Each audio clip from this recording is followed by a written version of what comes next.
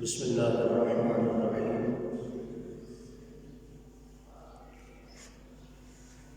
الحمد للہ وکفیٰ وسلام علی عبادہ الذین اصطفیٰ، خصوصاً علی افضل الانبیاء ماحی الذنوب والخطا، منبع الجود والعطاء، صاحب المقام والشفاعة واللواء، الذي دنا فتدلى فكان قاب قوسين أو أدنى، فأوحى إليه ربه ما أوحى، محمد المصطفى أحمد المجتبى، الذي كان نبيا وآدم بين الطين والماء، وعلى آله وأصحابه أهل البرع والتقى، أما بعد فأعوذ بالله من الشيطان الرجيم، بسم الله الرحمن الرحيم، محمد رسول الله والذين معه أشداء على الكفار رحماء بينهم، تراهم ركعا سجدا يبتغون فضلا من الله ورضوانا، آمنت بالله صدق الله مولانا العظيم، إن الله وملائكته يصلون على النبي، يا أيها الذين آمنوا صلوا عليه وسلموا تسليما، درود پاک مل کے پڑھ لیں بآواز بلند، الصلاة والسلام عليك يا سيدي يا رسول الله، وعلى آلك وأصحابك يا سيدي يا حبيب الله، الصلاة والسلام عليك يا سيدي يا رحمة للعالمين، وعلى آلك وأصحابك يا سيدي يا خاتم النبيين، رضيت بالله ربا وبالإسلام دينا وبمحمد رسولا ونبيا، بندہ پروردگار امت احمد نبی، دوستدار چار یار تابع اولاد علی، مسلک حنفی دار ملت حضرت خلیل، خاک پائے غوث اعظم زیر سایہ احمدی، یا صاحب الجمال و یا سید البشر، من وجهك المنیر لقد نور القمر، لا يمكن الثناء كما كان حقه، بعد از خدا بزرگ توئی قصہ مختصر،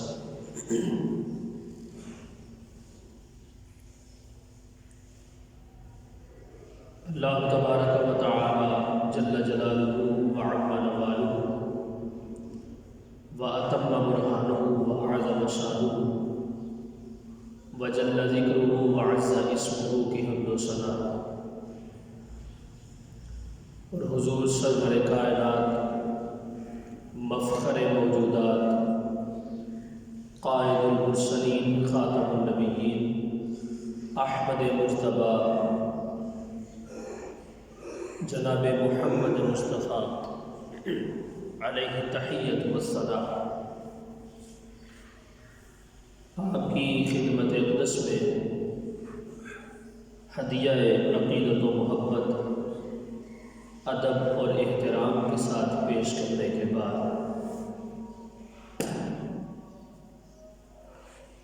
میرے نہایت ہی واجب الاحترام گرامی قدر حضرات، آج چاند کی تاریخ کے حوالہ سے 22 جمادی الثانی ہے، اور یہ 22 جمادی الثانی حضرت سیدنا ابو بکر صدیق رضی اللہ تعالیٰ عنہ آپ کا یوم وصال با کمال ہے۔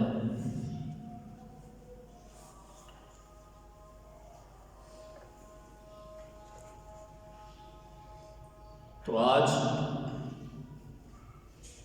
کے دن کی مناسبت سے پچھلے جمعہ المبارک کے اندر بھی حضور سیدنا افضل البشر بعد الانبیاء خلیفہ اول امام الواصلین و امام المتقین امیر المومنین حضرت سیدنا ابو بکر صدیق رضی اللہ تعالی عنہ آپ کی ہی عظمت و شان کے حوالے سے چند ایک معروضات آپ کی گوش گزار کی تھی۔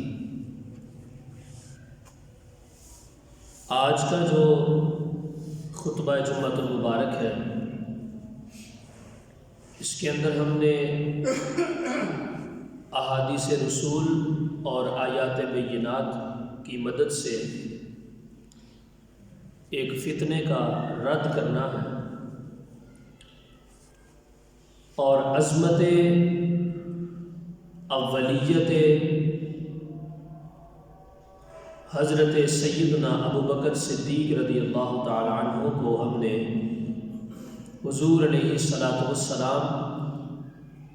صحابہ کرام، تابعین، تبع تابعین، محدثین، مفسرین، ائمہ مجتہدین اور فقہاء، اولیاء، صلحاء، اغیاث، ابدال، اقطاب کے نظریے اور ان کے علم اور ان کی تعلیمات کے مطابق ہم نے اس کو پیش کرنا ہے۔ جس پرفتن دور کے اندر ہمارا گزر بسر ہو رہا ہے، وہاں پر عقائد اسلام کے مخالف بہت سارے فتنوں نے جنم لیا اور اپنے سر کو اٹھایا، جن میں حضور علیہ الصلاۃ والسلام کی عظمت، آپ کی رسالت و نبوت، آپ کی شان اور آپ کی بلندی درجات کے مخالف بھی معاذ اللہ بڑے سارے لوگوں نے توجیحات کو پیش کیا۔ اللہ رب العزت کے وجود، مقام باری تعالی اور خدائے وحدہ لا شریک کے نظریات اور اس کی تعلیمات کو بھی معاذ اللہ رد کرنے کی کوشش کی گئی۔ اسی پرفتن دور میں نبی مکرم صلی اللہ تعالی علیہ وآلہ وسلم کی صحبت کے اندر پائی جانے والی چیزیں،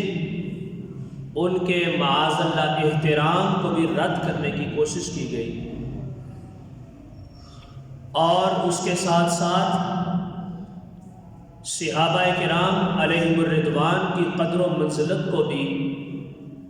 نعوذ باللہ اس کے اوپر کیچڑ اچھالنے کی کوشش کی گئی۔ ان تمام تر فتنوں میں سے ایک فتنہ ایسا بھی ہے کہ جو حضور کے صحابہ کو مانتا تو ہے، لیکن عظمت، بلندی اور ترتیب خلافت اور ان کے آپس میں پائے جانے والے مدارج کو اللہ اور اللہ کے رسول علیہ الصلاۃ والسلام کی تعلیمات کے مطابق نہیں مانتا، بلکہ اپنی ہوائے نفسانی کے اعتبار سے جناب سیدنا ابو بکر صدیق رضی اللہ تعالیٰ عنہ کی عظمت اور آپ کی شان کو معاذ اللہ توڑنے کی اور کم کرنے کی کوشش کی جاتی ہے۔ میں نے جو قرآن مجید برہان رشید کی پارہ نمبر 26 میں سے سورہ فتح مبارک کی آخری آیت مبارکہ جو میں نے تلاوت کی ہے، اس کا ایک جز میں نے پڑھا ہے، ایک مختصر سا حصہ، اس کا میں ترجمہ آپ کے سامنے پیش کرتا ہوں، اور آپ اندازہ کیجئے گا اس بات کا کہ حضور علیہ الصلاۃ والسلام کے صحابہ یہ وہ ذاتیں ہیں کہ جن کی صحابیت کو امام الانبیاء نے منتخب نہیں کیا، بلکہ ان کی صحابیت کو پوری کائنات کے خالق و مالک اور عرش اعلیٰ کے اوپر جلوہ افروز ہونے والے رب نے ان کی صحابیت کو منتخب فرمایا ہے۔ رسول اللہ علیہ السلام کا ایک فرمان ہے اور آپ کے فرمان مبارک کا ایک مفہوم ہے۔ میرے حضور فرماتے ہیں کہ میں نے عالم ارواح کے اندر نظر اٹھائی اور میں نے جتنی بھی ارواح ازل سے لے کر ابد تک رب نے جن کو پیدا کیا ہے یا پیدا کرنا ہے، میں نے ان سب ارواح میں سے انسانوں کی روح میں سے ان انسانوں کی روح کے سینے کے اندر دھڑکنے والا جو دل تھا، میں نے ہر کسی کے دل کو دیکھا، لیکن میں نے جب دیکھا تو مجھے اس بات کا احساس ہوا کہ جتنا خوبصورت رب نے میرے صحابہ کے دل کو بنایا ہے، ایسا خوبصورت رب نے کسی کو دل عطا نہیں فرمایا۔ میرے صحابہ کو رب نے سب سے خوبصورت دل عطا فرمایا ہے، اور جیسا دل میرے صحابہ کو عطا کیا گیا ہے، ایسا دل رب نے کسی اور کو دیا ہی نہیں ہے۔ اور ایک اور مقام کے اوپر میرے مصطفیٰ کریم علیہ السلام فرماتے ہیں ان اللہ اختار علی واختار علی اصحابی، او کما قال علیہ السلام۔ حضور فرماتے ہیں رب کو جب اپنی معرفت کی ضرورت پیش آئی تو اللہ رب العزت نے میرا انتخاب کیا، لیکن جب میری شان، میری عظمت اور میری معرفت کی باری آئی تو اللہ رب العزت نے ابو بکر صدیق جیسے غلام کا انتخاب کیا۔ اپنی معرفت کے لیے رب نے مجھے چنا اور میری معرفت کے لیے میرے صحابہ کا اختیار کیا۔ واختار علی اصحابی، جب میری عظمت و شان کی بات کرنی تھی تو اللہ رب العزت نے میرے صحابہ کو منتخب کیا اور ان کا انتخاب کیا اور ان کو یہ شان اور یہ عظمت عطا فرمائی کہ میرے صحابہ مجھے دیکھیں، مجھے سنیں، میری صحبت کو اختیار کریں اور میرے پردہ فرما جانے کے بعد میری جو معرفت ہے اس کو آگے لوگوں تک پہنچاتے رہے۔ اور آج تک الحمدللہ قیامت تک، بلکہ آج تو نہیں، یہ تو زمانہ ہی کچھ نہیں گزرا، قیامت تک جتنے بھی نفوس آئیں گے، جتنے بھی انسان آئیں گے، ان سب انسانوں میں سے عظمت، بلندی، شرف اور قدر و منزلت کے اعتبار سے انبیاء کرام علیہ السلام کے بعد سب سے افضل ترین جو مخلوق ہے اور سب سے زیادہ عظمت والی جو ذاتیں ہیں وہ میرے محبوب علیہ السلام کے تمام تر صحابہ کرام علیہ السلام ہیں۔ اور آج تک یہ دین، قیامت تک دین جو ہے میرے حضور کے صحابہ کی برکت کی وجہ سے ہم تک پہنچا ہے، ان کے وسیلے سے پہنچا ہے، ان کی محنت اور ان کی کوشش اور ان کی دن رات کی تگودو اور تصرف سے آج ہمارے سینوں کے اندر یہ ایمان موجود ہے کہ جس کا پرچار ہم اپنی زبان سے لا الہ الا اللہ محمد رسول اللہ کے انداز میں کرتے ہوئے نظر آتے ہیں۔ تو یہ حضور علیہ السلام کے صحابہ کی جو صحابیت کا جو مقام ہے، قرآن اس کو بیان کرتا ہے۔ رب کیا فرماتا ہے؟ محمد رسول اللہ، اے میرے محبوب لوگوں کو بتا دے، اور میں نے قرآن میں واضح طور پہ بیان کر دیا کہ محمد صلی اللہ علیہ وسلم اللہ کے رسول ہے، محمد اللہ کے رسول ہے صلی اللہ علیہ وسلم۔ یا اللہ، میرا تعارف کرنے کی ضرورت کیا پیش آئی؟ میرا نام یہاں پر کیوں لیا؟ اس آیت کے پہلے جز کے اندر تو نے میرا ذکر کیا، اس کے بعد پھر آگے میرے پاس بیٹھنے والوں کا ذکر کیا جو تیری بارگاہ میں سجدہ کرتے ہیں، جو تیری بارگاہ میں سر جھکاتے ہیں، جو تیرے فضل کو تلاش کرتے رہتے ہیں، جو ہر لمحہ تیری رضا کے تابع رہتے ہیں۔ باری تعالیٰ، میرا نام یہاں پر کیوں لیا؟ اتنی بڑی قسم میرا نام لے کے کیوں اٹھائی؟ اللہ رب العزت نے ارشاد فرمایا، اے میرے محبوب، یہ میں نے سنت ویسے ہی ادا کی ہے جیسے میں نے تیری شان کا ذکر کرنا تھا تو وہاں پر میں نے اپنا نام لیا، اور بنی اسرائیل سورت کی پہلی آیت کے پہلے جز کے اندر جب میں نے تیری شان معراج کا تذکرہ کرنا تھا تو لوگوں نے چیم گوئیاں کرنی تھی کہ اس نبی کے پاس یہ طاقت کہاں سے آ گئی. میں نے وہاں پر کہا سبحان الذی اسری بعبدہ لیلا من المسجد الحرام الى المسجد الاقصی، کہ پاک ہے وہ ذات جو اپنے خاص بندے کو رات کے تھوڑے سے حصے میں مسجد حرام سے اٹھاتی ہے اور مسجد اقصی تک لے کے جاتی ہے، اور اس کے بعد ما لا نہایہ تک اس کو پوری کائنات کی سیر کرواتی ہے. محبوبہ وہاں پر ذکر تیرا کرنا تھا، لوگوں نے تیرے اوپر انگلی اٹھانی تھی، اس لیے میں نے اپنا نام لے لیا، چونکہ جس ذات نے کائنات کی ہر چیز کو پیدا کیا ہے وہ ذات اس طاقت کے لیے بھی قابل ہے کہ وہ اپنے بندے کو سیر کروا سکتی ہے.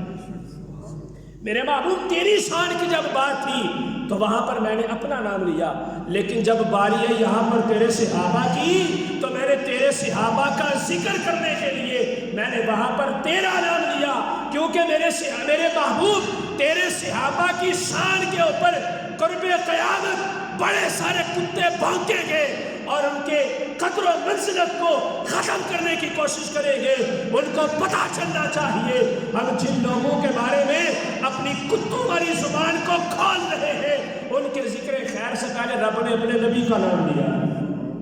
اور یہ نبی وہ کون ہے؟ وہ حسنین کے نانا ہے، وہ فاطمہ الزہرا کے بابا ہے، وہ سیدہ کونین کے والد محترم ہیں، اور وہ شہزادگان جنتی نوجوانوں کے جو شہزادے اور سردار ہیں ان کے نانا جان کی ذات ہے. میرے محبوب اگر تو ان کے دل کے اندر تھوڑی سی بھی تیری محبت اور تیرا احترام ہوگا، اور ان کے دماغ کے اندر بسنے والی جو عقل ہے اگر اس کے عقدے واہ ہوں گے تو تیرے صحابہ کے اوپر بھونکنے سے پہلے وہ جان جائیں گے کہ جس نبی کا نام لے کر ان کی صحابیت کو ذکر کیا جا رہا ہے، جب اس نبی کی شان کے اندر کوئی شک نہیں ہے اس کے صحابہ کیسے برے ہو سکتے ہیں؟ جب اس نبی کی عظمت کے اندر کوئی نقص نہیں ہے، جب اس محمد الرسول اللہ کی ذات کے اندر کوئی کمی نہیں ہے، تو جن کو اپنی صحابیت کا درجہ اس نے عطا فرما دیا ہے رب نے ان کو کیسے کم تر بنایا ہوگا، رب نے ان کو کیسے غلط بنایا ہوگا معاذ اللہ. اس لیے فرمایا محمد الرسول اللہ، محمد اللہ کے رسول ہیں، اللہ کے رسول ہیں،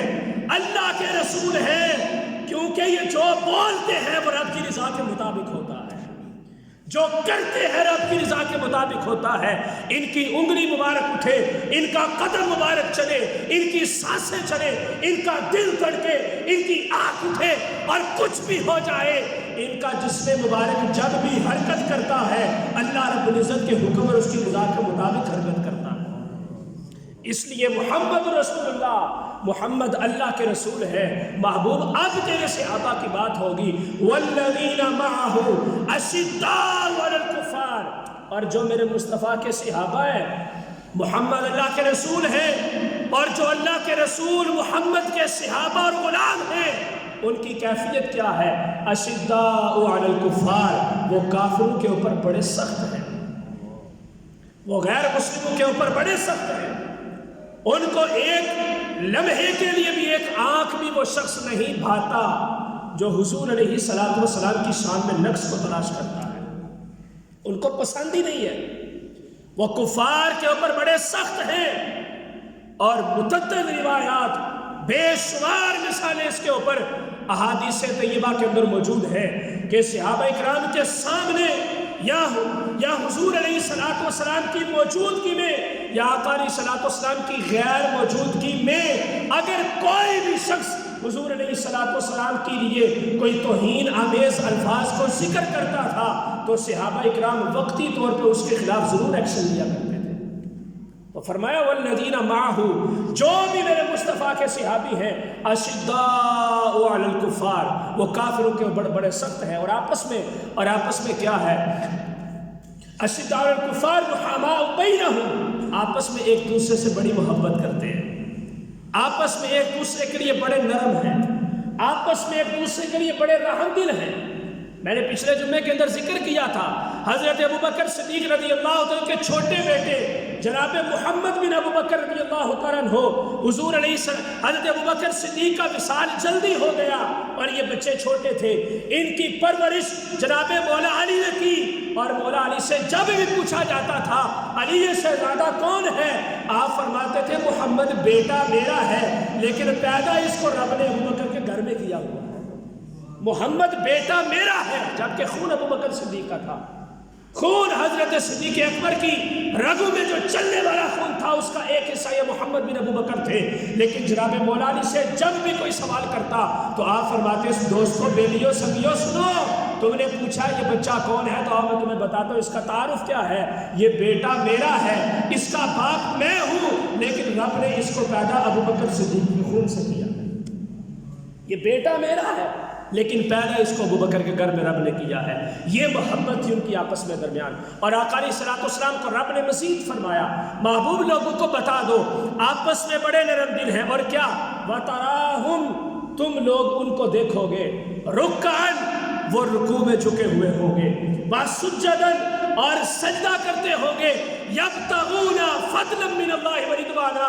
اور رب سے ہمیشہ اس کا فضل مانگتے رہیں گے، اور جو رب جو کچھ ان کو عطا فرمائے گا اس کے اوپر راضی رہیں گے، جو کچھ بھی ان کو عطا فرمائے گا، ان کو چاہے دنیا کی آسائشیں ملی یا نہ ملی، سہولتیں ملی یا نہ ملی، ان کو کچھ ایسا ملا یا نہ ملا کہ جس سے وہ زندگی کے اندر گزارا کر سکے، بس ان کو چاہیے کیا، ان کو چاہیے صرف یہ خدا کی رضا چاہتے ہیں تو عالم، اور خدا چاہتا ہے رضا محمد، ان کا ہر وقت جو ہے خیال صرف اس بات میں ہے کہ ہم کوئی ایسا کام نہ ہم سے ہو جائے کہ اللہ کے رسول ہم سے ناراض ہو جائیں، ہر وقت وہ اس تصرف اور اس کوشش کے اندر رہتے تھے کہ ہم میں سے کوئی بھی ایسا کام نہیں ہونا چاہیے جس سے اللہ اور اللہ کے رسول ناراض ہو جائے، ہم ہر وقت ایسے اعمال کریں جس سے رب بھی راضی رہے اور رب کا رسول بھی راضی رہے۔ یہ حضور علیہ الصلوۃ والسلام کے صحابہ ہیں، اور انہوں نے اگر اپنی زندگی حضور کے اوپر قربان کر دی تو میرے آقا علیہ الصلوۃ والسلام نے بھی ان کے ساتھ بڑی وفا فرمائی، حضور نے بھی کبھی ان کو بے یار و مددگار نہیں چھوڑا۔ یہ میرے سامنے یہ حدیث پاک موجود ہے، میرے آقا علیہ الصلوۃ والسلام نے فرمایا علیکم بسنتی وسنت الخلفاء الراشدین او کما قال علیہ الصلوۃ والسلام۔ اب یہ حدیث پاک کا ایک چھوٹا سا ٹکڑا پیش کیا جاتا ہے، اس چھوٹے ٹکڑے کو پیش کیا جاتا ہے، اور یہ حدیث بڑی مدلل ہے، اور جو بھی بندہ اس کو بیان کرتا ہے حضور کے صحابہ کی شان کو بیان کرتا ہے، اس کے اندر کوئی حرج نہیں اور نہ اس کے اندر کوئی قصور ہے کسی کا، لیکن میں ایک پوری طویل حدیث پاک ہے جس کا ایک چھوٹا سا جز ہے، میں وہ آپ کے سامنے عرض کرتا ہوں۔ میرے آقا علیہ الصلوۃ والسلام نے اپنے صحابہ کی عظمت اور شان کو کیسے بیان فرمایا۔ اس حدیث پاک کو مسند امام احمد بن حنبل کے اندر جناب امام احمد نے، اور حضرت ابو داؤد نے اپنی صحیح کے اندر، سنن ابو داؤد کے اندر، امام ترمذی نے اپنی سنن ترمذی کے اندر، امام ابن ماجہ نے اپنی سنن ابن ماجہ کے اندر، 3 صحیح سیاستہ میں سے 3 صحیح کتابوں میں اس حدیث کو ذکر کیا گیا ہے، اور اس کو حضرت صاحب مشکات نے، انہوں نے میرے سامنے مشکات شریف پڑھی ہے، انہوں نے اپنی کتاب مشکات المصابیح کے اندر ایک باب ہے پورا الاعتصام بالکتاب والسنہ، کہ قرآن پاک اور حدیث رسول سے مدد لینے کے بیان میں جو باب ہے اس کے اندر آپ نے اس روایت کو ذکر فرمایا ہے۔ آپ کیا فرماتے ہیں؟ اس کو ذکر کیا حضرت عرباد بن ساریہ، عرباد عین را با الف ضاد، عرباد بن ساریہ رضی اللہ تعالیٰ قال، آپ فرماتے ہیں صلی بنا رسول اللہ صلی اللہ علیہ وسلم ذات یوم، آقا علیہ الصلوۃ والسلام نے ایک دن ہمیں نماز پڑھائی، امامت حضور نے فرمائی اور ہم نے حضور کے پیچھے نماز پڑھی، صحابی رسول ہیں، ثم پھر اقبل علینا بوجہہ، آقا علیہ الصلوۃ والسلام نے اپنا رخ انور ہماری طرف پھیرا، رخ انور ہماری طرف پھیرا، آقا علیہ الصلوۃ والسلام نے اپنے چہرے انور کو ہماری طرف پھیر دیا، فوعظنا موعظۃ بلیغۃ، آقا علیہ الصلوۃ والسلام نے ہمیں خطاب فرمایا، اور خطاب بھی ایسا تھا کہ بڑا فصیح و بلیغ اور بڑا خشیت الہی اور رضا مصطفیٰ کے اندر ڈوبا ہوا وہ خطاب تھا۔ آقا علیہ الصلوۃ والسلام نے ہمیں تقریر فرمائی، حضور نے ہمارا جلسہ کیا، نماز پڑھانے کے بعد حضور نے ہمیں درس حدیث دیا. وہ کیسا خطاب تھا؟ آپ فرماتے ہیں ذرفت منها العیون ووجلت منها القلوب. آپ فرماتے ہیں جب حضور نے خطاب فرمایا تو آپ کے صحابہ میں سے کوئی بھی صحابی ایسا نہیں تھا کہ جس کی آنکھ سے آنسو نہیں نکلے تھے. ہر صحابی کی آنکھ نم تھی، اشکبار تھے. اور ووجلت منها القلوب، اور حضور کا خطاب سن کے ان کے دل ڈر رہے تھے. دلوں میں خشیت تھی، خوف تھا، رعب اور دبدبے کی کیفیت ان کے اوپر مسلط تھی. اور صحابہ اکرام کی آنکھوں سے آنسو جاری تھے. فقال رجل، ایک شخص نے حضور کی خدمت میں عرض کیا یا رسول اللہ اکان هذه موعظۃ مودع. یا رسول اللہ ہمیں تو یہ محسوس ہوتا ہے کہ جیسے یہ صرف آپ کا آخری خطاب ہے، آپ ہمیں آخری خطاب فرما رہے ہیں. اتنا جلال والا، اتنی عظمت و بلندی والا خطاب آپ فرما رہے ہیں یا رسول اللہ. حضور ہمیں تو محسوس ہو رہا ہے کہ آپ اس کے بعد ہمیں نہیں ملیں گے اور ہمیں آپ کی آواز سننے کو نہیں ملے گی. یا رسول اللہ اتنا خشیت والا، رعب اور دبدبے والا خطاب آپ فرما رہے ہیں، ایسا لگتا ہے کہ جیسے آپ بس ہم سے الوداع ہونے والے ہیں اور آپ بس اس دنیا سے ظاہری طور پہ پردہ شریف فرمانے والے ہیں. فاوصینا، حضور ہمیں پھر کوئی وصیت فرما دیں. آپ کا خطاب ایسا ہے کہ در حقیقت ایسا محسوس ہوتا ہے کہ اب ہم آپ کو نہیں سنیں گے اور یہ ہمارے لیے آپ کا آخری خطاب ہے. تو حضور ہمیں پھر کوئی وصیت فرما دیں. آقا علیہ الصلوۃ والسلام فقال، حضور نے فرمایا اوصیکم بتقوی اللہ والسمع والطاعہ. اے میرے صحابہ میں تمہیں اس بات کی وصیت کرتا ہوں کہ ہمیشہ اللہ سے ڈرتے رہنا. اوصیکم بتقوی اللہ، اللہ سے ڈرتے رہنا، والسمع والطاعہ، اور جو رب فرماتا ہے اس کو سنتے رہنا اور اس کی اطاعت کرتے رہنا. کبھی بھی اس سے روگردانی اختیار نہ کرنا، کبھی بھی اس کی نافرمانی نہ کرنا. تو صحابہ کرام تو معاذ اللہ نافرمانی رب کی نہیں کر سکتے تھے نا، چونکہ حضور کے صحابہ ہیں اور بڑی شان ہے، حضور نے ان کی تربیت فرمائی ہے. یہ خطاب ہمارے لیے تھا. میرے آقا علیہ الصلوۃ والسلام نے فرمایا جاہل تو ہم لوگ ہیں، ہم جو حضور کے غلام ہیں، ہم نے تو نہ حضور کو دیکھا، نہ حضور کو سنا، نہ حضور کی صحبت اختیار کی. ہم نے جیسا صحابہ سے سنا ویسے ہی ان کے اوپر ایمان لے آئے. جاہل تو ہم لوگ ہیں، بھٹکنے والے تو ہم ہیں. صحابہ اکرام ایسے نہیں تھے. اگر صحابہ اکرام کی طرف سے ایسا کوئی عمل حضور کی رحلت مبارکہ کے بعد صادر ہونا ہوتا تو میرے آقا علیہ الصلوۃ والسلام جس حدیث کو میں بیان کرنا چاہ رہا ہوں آگے جا کر میں ذکر کروں گا اور اظہار کروں گا، حضور کبھی بھی ان کے بارے میں ایسا دعویٰ نہ فرماتے. میرے آقا علیہ الصلوۃ والسلام کے صحابہ کے بارے میں خبردار کبھی کوئی بندہ ایسا نہ محسوس کرے کہ وہ اللہ رب العزت کے نافرمان بھی ہو سکتے تھے. ایمان سے خارج ہو جاؤ گے، یہ بات یاد رکھیے گا، کیونکہ صحابہ ایسا کبھی بھی نہیں کر سکتے تھے. یہ حضور علیہ الصلوۃ والسلام کی نسبت پاک کی وجہ سے اللہ رب العزت نے ان کو یہ فضل اور یہ کرم عطا فرمایا تھا. تو آقا علیہ الصلوۃ والسلام نے فرمایا اوصیکم بتقوی اللہ، اے میرے صحابہ آگے لوگوں کو بھی یہ درس دے دینا. یہ انڈائریکٹ ہمارے لیے خطاب تھا. واسطہ اگرچہ صحابہ اکرام تھے لیکن خطاب ہم گناہ گاروں کے لیے کیا جا رہا ہے. حضور نے فرمایا اللہ سے ہمیشہ ڈرتے رہنا اور جو رب نے فرمایا اس کو سنتے رہنا اور جو رب نے فرمایا اس کی اطاعت کرتے رہنا. وَإِنْ كَانَ عَبْدًا حَبِشِيًّا، آقا علیہ الصلوۃ والسلام فرماتے ہیں کہ جو کوئی بھی تمہارے اوپر حکمران مسلط کیا جائے، اسلامی سلطنت میں تمہارے اوپر جو کوئی بھی حکمران مسلط کیا جائے ہمیشہ اس کی بھی اطاعت کرتے رہنا، ہمیشہ اس کی بھی اطاعت کرتے رہنے. لیکن اس کے لیے شرط ہے کہ وہ پکا مومن ہونا چاہیے، اس کا کوئی بھی عمل خلاف شریعت نہیں ہونا چاہیے. اور اس کا اعلان قرآن کرتا ہے. قرآن فرماتا ہے کہ یا ایھا الذین آمنوا اطیعوا اللہ واطیعوا الرسول واولی الامر منکم فإن تنازعتم فی شیء فردوہ الی اللہ والرسول. اے ایمان والو اللہ کی بھی اطاعت کرنا اور اللہ کے رسول کی بھی اطاعت کرنا، اور جو تمہارے اوپر حاکم مسلط ہو جائے ان کی بھی اطاعت کرنا. لیکن کیا ہے وَأُولِي الْأَمْرِ مِنْكُمْ، ان کی بھی اطاعت کرنی تم نے جن کو تمہارا سربراہ مقرر کیا. فَإِن تَنَازَعْتُمْ فِي شَيْءٍ فَرُدُّوهُ إِلَى اللَّهِ وَالرَّسُولِ، اگر کہیں پر تم ان کے عمل کے اندر ایسی کوئی بات دیکھو اور ایسا کوئی عمل دیکھو کہ وہ قرآن و سنت کی مخالفت کر رہے ہیں اور قرآن و سنت کے ساتھ وہ ٹکرا رہا ہے، تو پھر تم نے ان کی اطاعت نہیں کرنی، پھر اللہ اور اللہ کے رسول کی اطاعت کرنی ہے۔ فَرُدُّوهُ إِلَى اللَّهِ وَالرَّسُولِ، ان کو بھی تلقین کرنا اور کھینچنا ان کو کتاب اللہ کی طرف اور کتاب رسول کی طرف۔ فرمایا کہ وَاتَّا، ان لوگوں کی اطاعت بھی کرتے رہنا، وَإِن كَانَ عَبْدًا حَبَشِيًّا، اگرچہ تمہارے اوپر کوئی حبشی حاکم مسلط کر دیا جائے، ان کو کبھی بھی ان کی مخالفت نہ کرنا، اگر وہ ہمارے طریقے کے اوپر ہوگا تو اس کی بھی اطاعت تمہارے اوپر لازمی ہے۔ اور آگے فرمایا فَإِنَّهُ مَن يَعِشْ مِنكُم بَعْدِي فَسَيَرَىٰ اخْتِلَافًا كَثِيرًا، حضور نے فرمایا تم میں سے میرے بعد جو کوئی بھی رہ جائے گا تم میں سے میرے بعد، میرے پردہ کر جانے کے بعد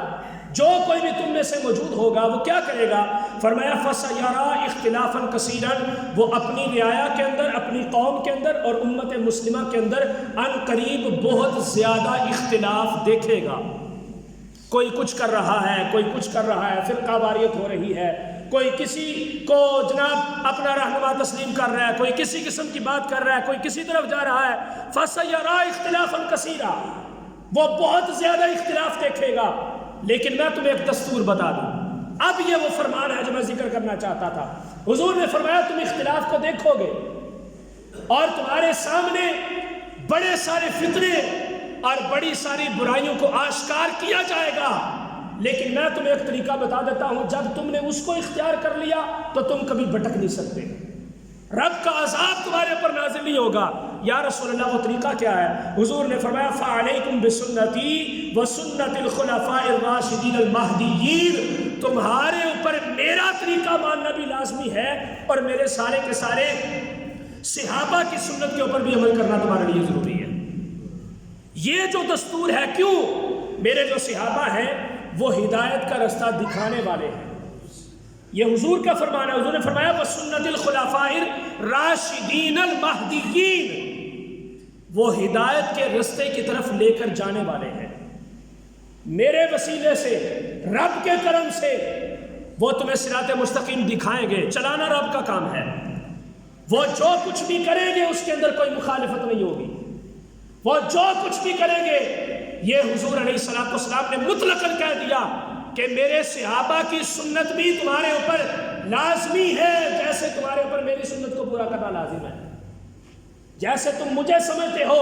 کہ میری زندگی تمہارے لیے کامل نمونہ ہے، میرے سارے کے سارے صحابہ کی زندگی بھی تمہارے لیے کامل نمونہ ہے۔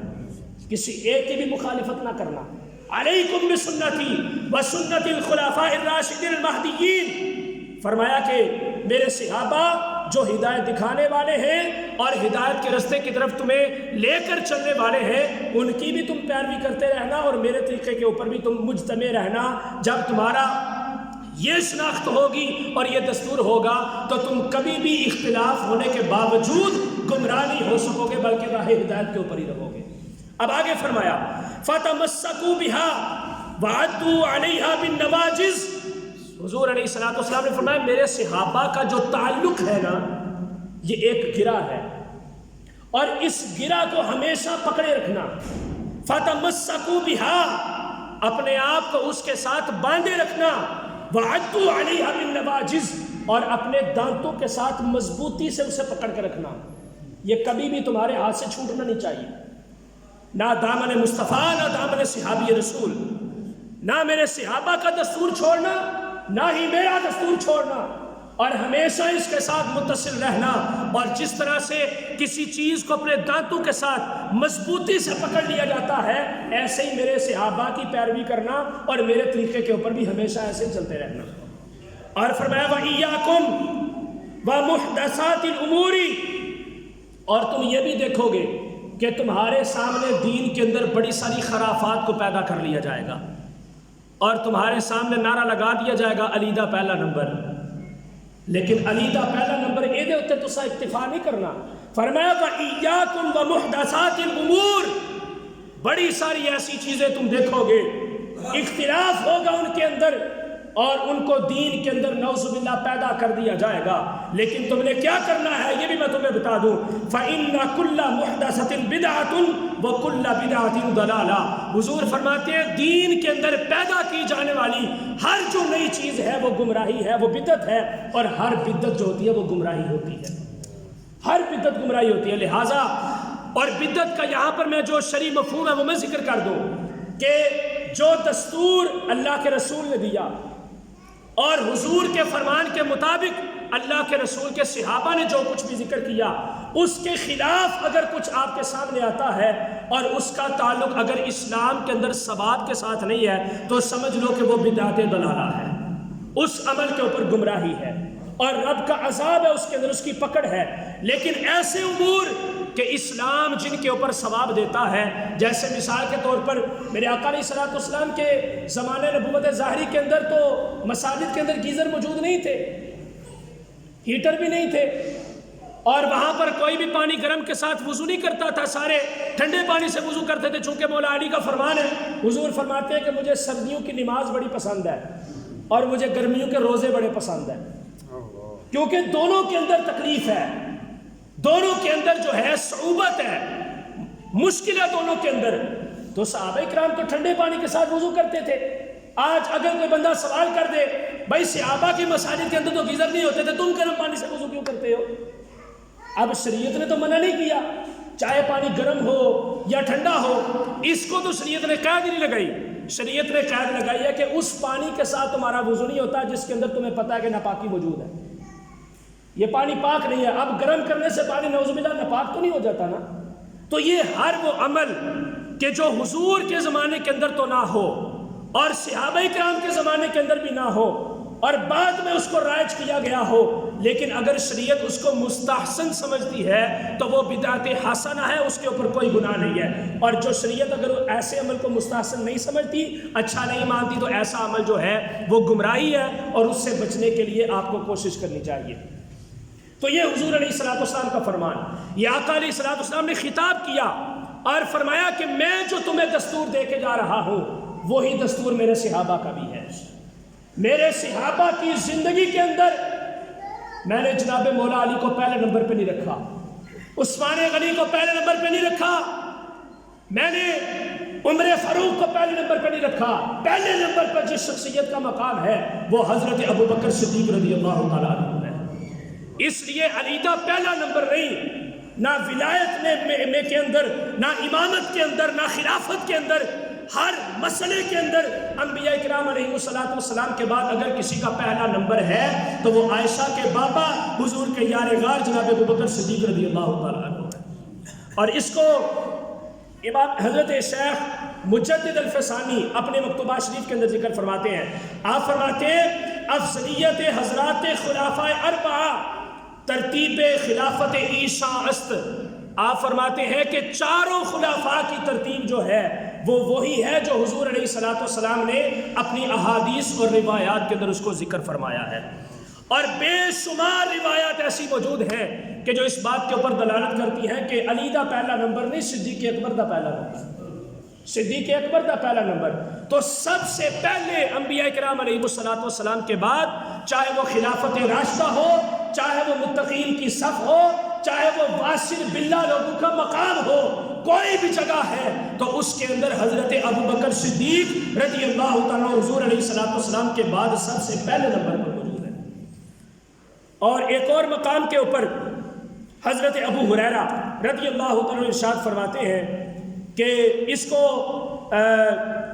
حضرت امام احمد بن حنبل نے اپنی کتاب مسند امام احمد کے اندر فضائل صحابہ کے اندر جو اس کو ذکر فرمایا ہے۔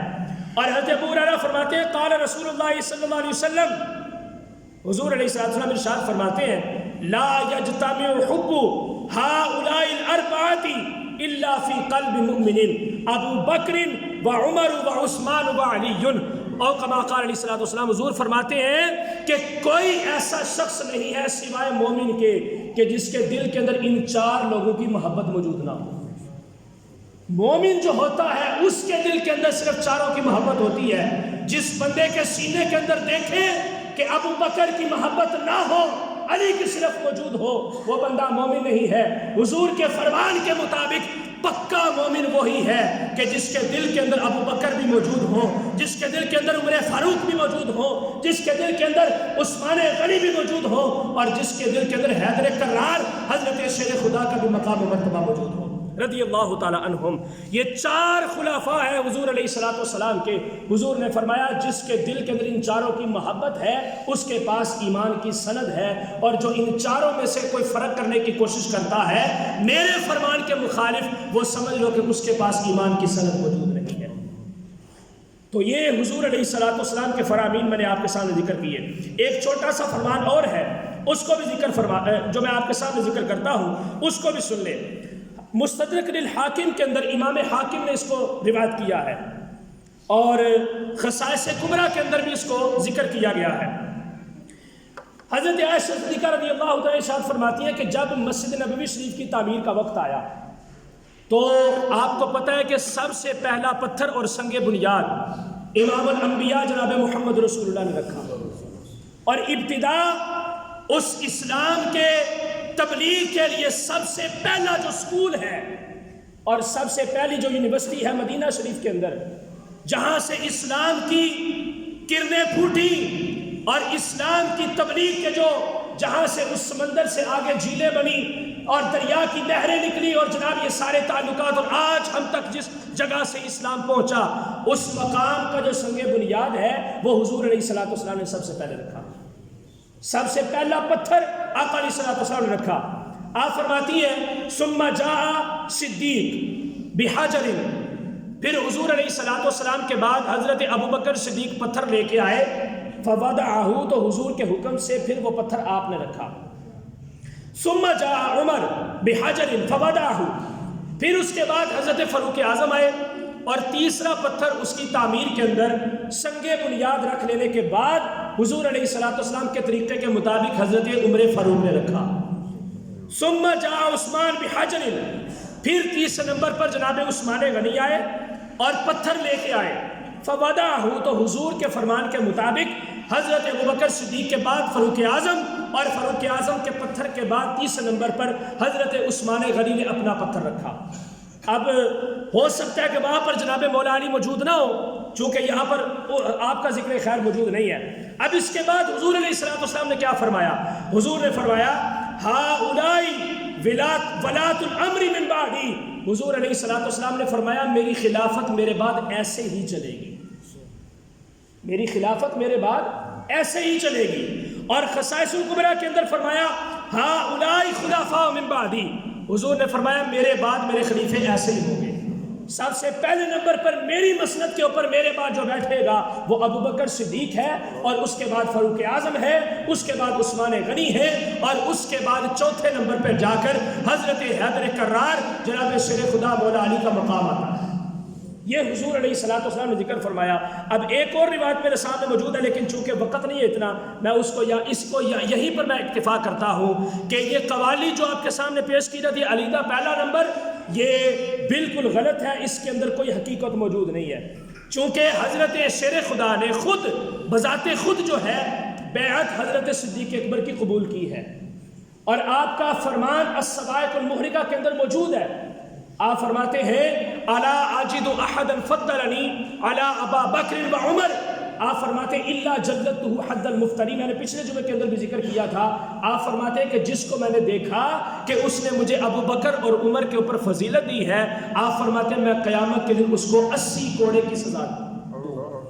حد افتراء اس کے اوپر لگاؤں گا، اور 80 کوڑے میں اس کے جواب کے اندر اسے ماروں گا۔ تو سب سے پہلا نمبر حضرت ابو بکر صدیق کا ہے، اس کے بعد جناب عمر فاروق کا ہے، اس کے بعد جناب عثمان غنی کا ہے، اور اس نمبر کے بعد حضرت مولا علی شیر خدا رضی اللہ تعالی عنہم ہے، اور اسی ترتیب کو تابعین نے بھی تسلیم کیا، تبع تابعین نے بھی تسلیم کیا، علماء صلحاء مجتہدین اور حضور علیہ الصلوۃ والسلام کے نائب علماء کرام اور جتنے بھی اولیاء کرام مشائخ اعظام ہیں، سب اسی ترتیب کے اوپر جو ہے وہ اکتفا کر رہے ہیں، اور اسی کے اوپر ہی صراط مستقیم کا رستہ ہے، اور یہی اصل ایمان ہے۔ اللہ رب العزت کی بارگاہ میں دعا ہے اللہ تعالی ہمیں علم و عمل کی توفیق عطا فرمائے۔ وآخر دعوانا الحمدللہ رب العالمین۔